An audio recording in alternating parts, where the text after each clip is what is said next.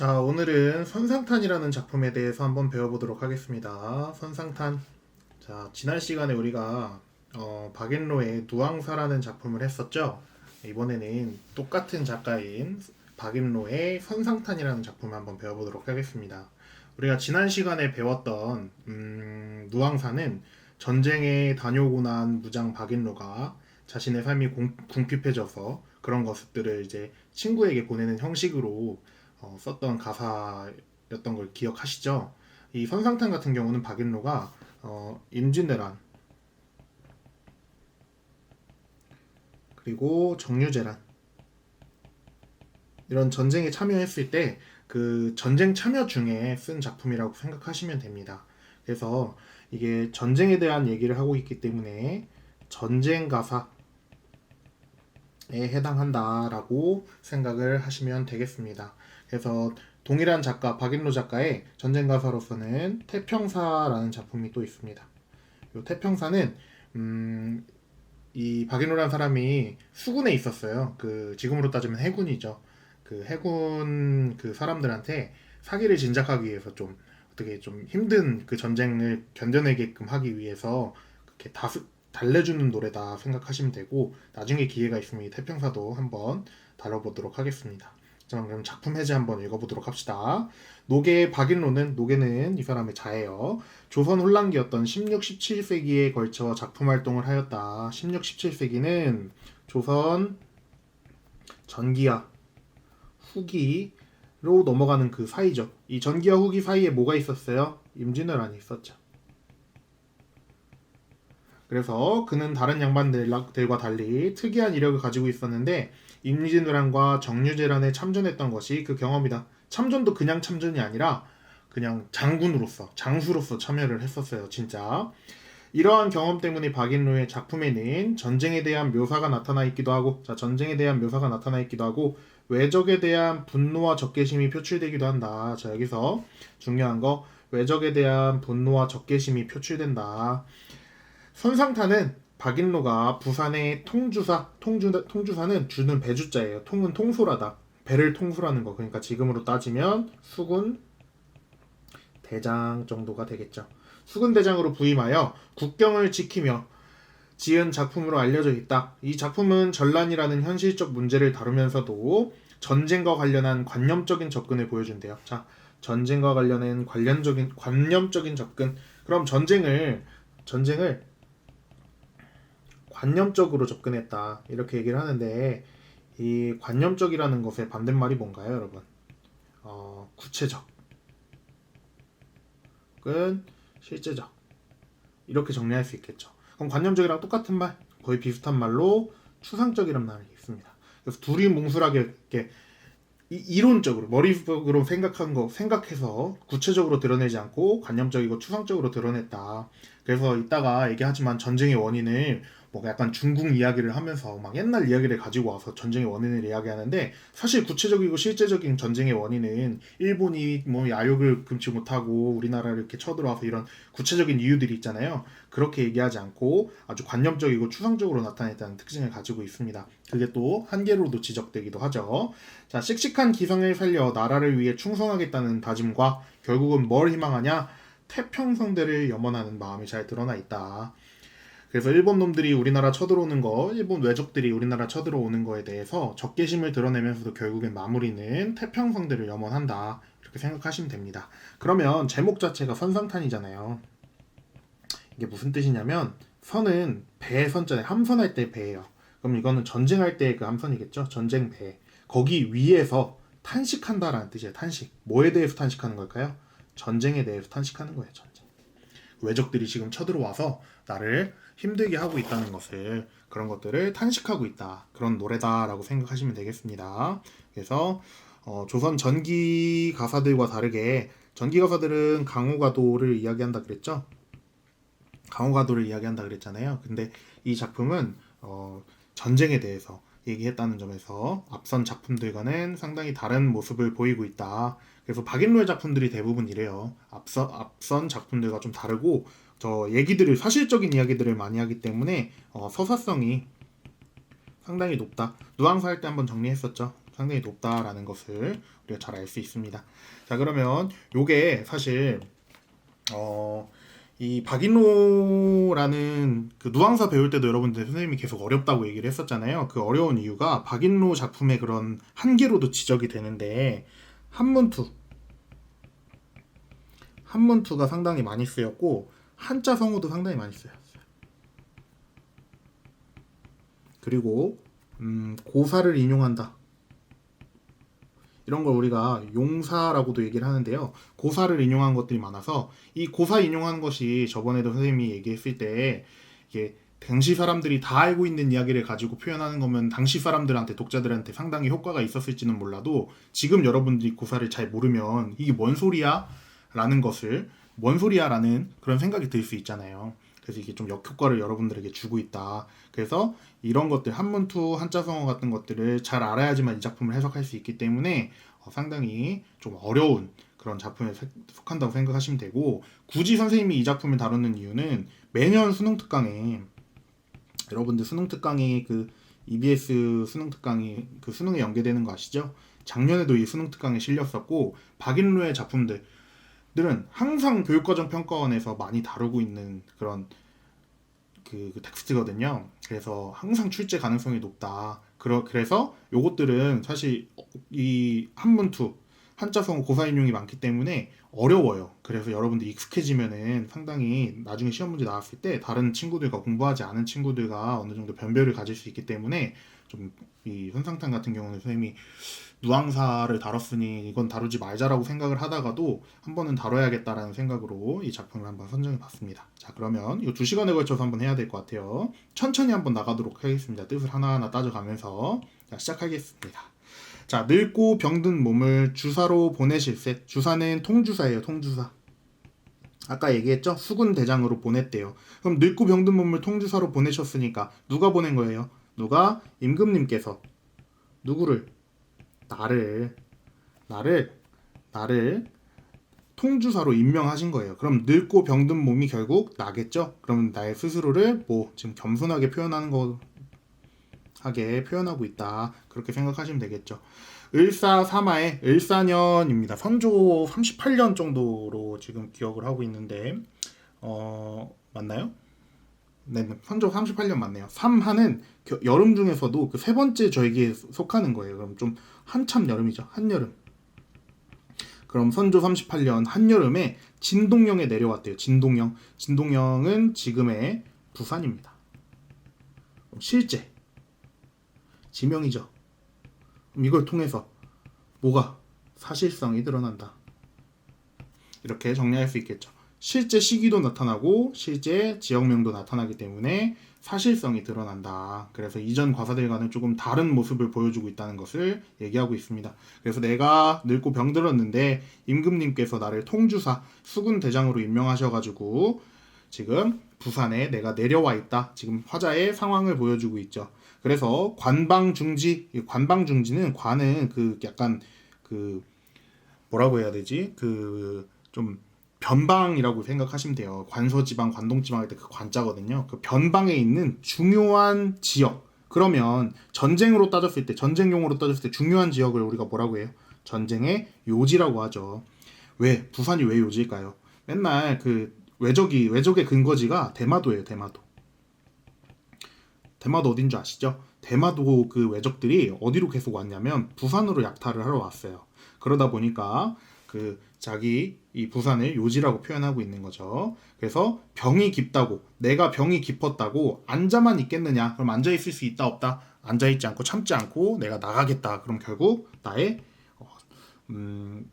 기계 그런 모습들을 보여줄 수 있겠죠. 그래서 내가 어떻게 했냐? 일장검을 비껴차고 아주 긴 칼을 비껴차고 병선에 구태올라. 병선에 구태어 올라. 여기 진목하야 대마도를 굽어봤대요. 그러면 여기 진목하다라는 것은 뭐냐면 눈을 부릅뜨고 쳐다본다는 거예요. 아주 이렇게 강력하게 쳐다보는 거죠. 이렇게 지금으로 그냥 흔한 말로 따지면 이렇게 째려보는 거. 그래서 눈을 부릅떠서 쳐다보는 거예요. 어디를 본다? 대마도를 쳐다보고 있는 거죠. 왜? 뭐가 드러나는 부분이에요? 지금 대마도는 외적들이 있는 곳이라 그랬죠? 뭐가 드러나는 거예요? 적개심이 드러나는 부분이다. 이렇게 정리할 수 있겠죠. 계속 가볼게요. 바람 쫓은 황후는 바람을 따라가는 황후는 원근에 쌓여 있고 아득한 창파는 긴 하늘과 한빛을 쐬 이렇게 되어 있죠. 우리가 저번에 그 가을 그 저기 누왕사 얘기하면서 누왕사였나? 아니다 이거 저거 가을 얘기하는 거 뭐였지? 그 봄, 여름, 가을, 겨울 나왔던 거 사계절로 표현했던 거. 면왕정가에서 황혼 나왔었죠? 그때 선생님이 선상탄 얘기하면서 황혼 얘기했었던 거예요. 그때 면왕정가에서 가을의 황혼은 누렇게 곡식이 익어가는 그런 풍요로움을 나타내는 거였다면은 여기서의 황혼은 누런 구름이 바다에 이렇게 가깝고 먼 곳에 멀고 가까운 곳에 쌓여 있대요. 그러면은 대마도가 여기 지금 쳐다보고 있고 내가 지금 부산 근처에 있는 배에서 이렇게 쳐다보고 있는 거잖아. 여기를 막 쳐다보고 있는데 여기에 누런 구름이 이렇게 쌓여 있는 거예요. 그럼 이건 뭐냐? 내가 지금 적개심으로 바라보고 있는 거죠. 그럼 황혼이 쌓여 있다는 것은 뭘 표현하는 거냐면 황혼 누런 구름은 지금 전쟁의 기운 전운이 이렇게 돌고 있다라는 것을 이렇게 비유적으로 표현한 겁니다. 그리고 아득한 창파는 그 푸른 물결은 긴 하늘과 한빛이다. 그래서 지금 전쟁사의 이 모습을 묘사하고 있는 부분이다. 지금 부산에서 대마도를 쳐다보고 있고 그 사이에 그 전운이 감도는 그 상황을 지금 묘사하고 있는 부분이다. 이렇게 정리를 하면 되겠죠. 그래서 내가 어떻게 했냐면 이 선상에 배 위에서 배회하면서 이렇게 돌아다니면서 고금을 사억했대요. 뭐 했냐면 옛날 일들을 사억 생각사자에 추억할 억자예요. 그래서 생각했다는 거 이렇게 생각해냈다. 그래서 옛날 일들 어떤 옛날 일들이 진짜 옛날 일들이에요. 중국 옛날 일들이에요. 옛 이야기들을 떠올려 본 거예요. 그래서 미친 회포 어리다 뭐라 그랬어요? 어리석다라 그랬죠?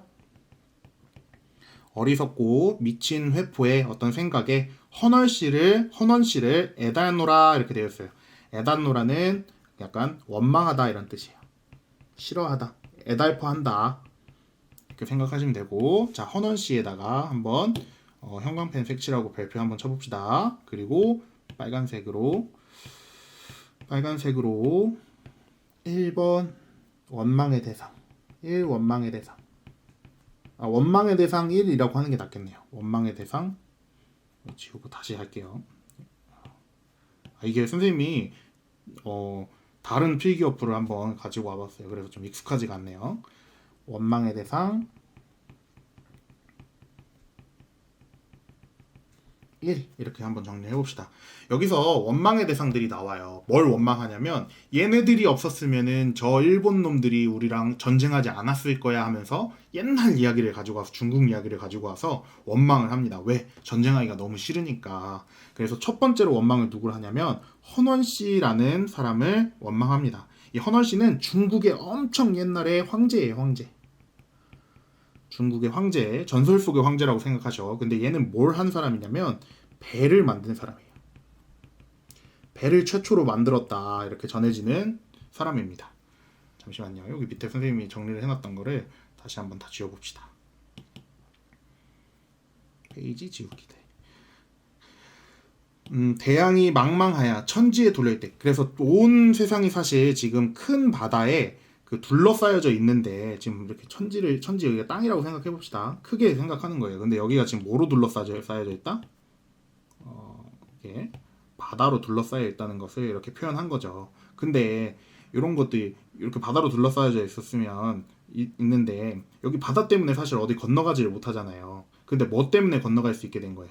배라는 것이 만들어져 가지고 여기 있는 다른 땅에도 갈 수 있게끔 이렇게 된 거죠. 그래서 뭐라고 얘기하냐면 진실로 배 아니면 진짜 배가 아니면 풍파 만리밖에 저 파도와 바람 밖에 멀리 있는 밖에서 어느 사이가 우리를 엿불런고 사이는 4가지 오랑캐 즉 오랑캐들이 배가 아니면 우리나라를 쳐들어올 수 없었다라고 얘기를 하는 거죠. 그럼 결국 헌원 씨는 배를 만들었기 때문에 이 배 때문에 이 오랑캐들이 우리나라에 쳐들어오게 됐다 이렇게 얘기를 하고 있는 거죠. 그래서 무슨 일 하려 하여 배 목기를 비롯하는가, 배 만들기를 헌원 씨가 비롯하다 어디에서 비롯되다 이거 무슨 뜻이에요? 시작하였는가. 만세천추의 엄청 오래된 시간 동안에 가없은 끝없는 큰 패가 되어 보천지야 온 세상에 만민원 만가지 백성의 원망을 기루느냐. 그래서 첫 번째 이 헌원씨를 원망합니다. 헌원씨. 그래서 헌원씨는 뭐를 했다? 배를 만들었고 이 배로 인해서 외적이 쳐들어오게 됨. 쳐들어옴 이렇게 정리할 수 있겠죠. 그래서 헌원씨를 원망하고 있다. 근데 이게 지금 전쟁의 원인이 사실 이게 진짜 배를 만들어서 이게 쳐들어온 겁니까? 사실상 뭐 도요토미 히데요시가 뭐 어떤 뉴욕에 그 욕심에 불타가지고 중국이 쳐들어오겠다는 하면서 뭐 전체 제패를 하기 위해서 뭐 이런저런 이유들이 사실적인 이유가 있었을 거 아니에요. 근데 옛날 이야기를 하면서 이 배 만든 것이 잘못됐다라고 얘기를 하고 있죠. 이런 걸 통해서 아까 얘기했던 전쟁을 지금 어떻게 지금 파악하고 있어요? 관념적으로 파악하고 있다. 관념적으로 표현하고 있다. 이렇게 정리할 수 있겠죠? 이런 게 관념적인 인식이라고 생각하시면 되겠습니다. 계속 할게요. 어즈버 요건 감탄사예요. 깨달아 보니 진시황의 탓이로다. 이건 다 진시황님 탓이에요. 진시황님 탓. 그래서 두 번째 형광펜 한번 칠해봅시다. 아이고 어렵네요. 이거 참 어떻게 해야 돼. 진시황 왜 주쳤다? 이게 두 번째 원망의 대상입니다. 원망의 대상 2라고 한번 정리해보죠. 2 탓이로다. 이번엔 진시황을 원망한대요. 왜 진시황을 원망하는지 한번 봅시다. 배가 비록 있다 하나 헌원씨가 배를 비록 만들어 놨으나 왜를 아직 만들지 않았던들 일본 대마도에서 빈 배가 저절로 나왔을까? 그럼 진시황을 지금 누가 만들었다는 거예요? 왜를 누가 만들었다는 거예요? 진시황이 만들었다는 거죠. 그래서 두 번째 진시황을 원망합니다. 왜 적을 왜 만들었는지 한번 얘기를 들어봅시다. 이 진시황이 옛날에 불로초를 구하겠다고 온 세상의 사람들을 파견을 했어요. 그때 일본에도 사람을 보낸 거예요. 한번 봅시다. 일본 누구 말을 믿어 듣고 동남 동녀 어린 남자와 어린 여자들을 그대도록 데려다가 해중 모든 섬에 바다 위에 있는 모든 섬에 난당적을 기쳐두고는 남겨두고 난당적은 상대하기 어려운 산적이 그 도적들 이렇게 상대하기 어려운 도적이라고 생각하시면 됩니다. 그럼 옛날에 진시황이 불로초를 구하기 위해서 여러 사람들을 해중의 모든 섬에다가 막 보낸 거예요. 근데 거기서 사람들이 남아 있다 보니까 그게 결국 그 중에 하나가 외적이 되었다. 이렇게 정리를 할 수 있겠죠. 그래서 걔네들이 통분한 통분은 원통하고 분하다 이런 뜻이에요. 원통하고 분한 치욕입니다. 수치와 치욕 이런 것들입니다. 화에 다 민나다. 화하는 중국을 의미합니다. 중국에 다 미치게 했는가. 그래서 장생 불사약을 얼마나 얻어내서 그래서 불사약을 얻으러 보낸 그 고사를 얘기하고 있는 거죠. 오래 살고자 하는 불사약 죽지 않는 약을 얼마나 얻어내서 만리장성을 높이 싸고 몇만 년을 사뒀던 해석 안 한다 그랬죠? 살았는가? 그래 살았다 못 살았다 진시황 죽었죠? 그래서 결국 죽을 거 왜 이상한 데에서 자꾸 사람들 보내가지고 외적 같은 것들을 만드느냐 하면서 진시황을 뭐하고 있다? 원망하고 있다. 정리하면 되겠죠? 자, 이거 W 이상하게 이제 오타났네요. 남대로 죽어가니 남과 같이 죽어가니 유익한 줄 모르겠다. 자, 여기까지가 진시황에 대한 원망입니다. 그리고 세 번째, 세 개 원망한다 그랬죠? 어즈버 생각하니 서불등이 이심하다. 서불등. 그래서 세 번째 원망의 대상 정리해 봅시다. 여기다가 빨간색으로 원망의 대상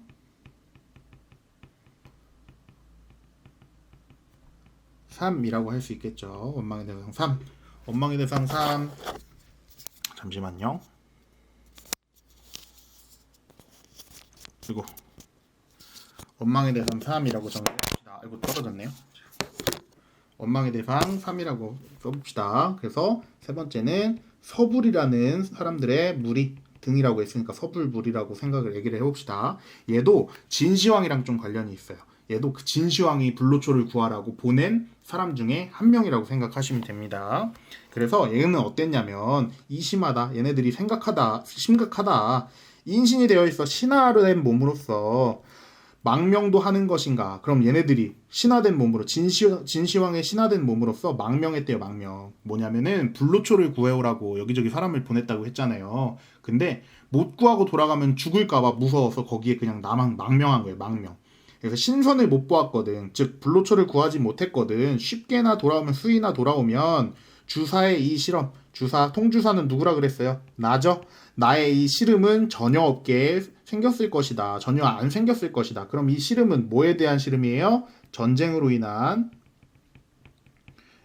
시름이겠죠. 그래서 서불 무리들은 왜 지금 원망을 하고 있다? 지금 불로초를 구하지 못하고 군신의 의를 저버려 뭐했다? 외에 망명했다. 그래서 얘네들이 결국 뭐가 됐다? 외적들이 되었다.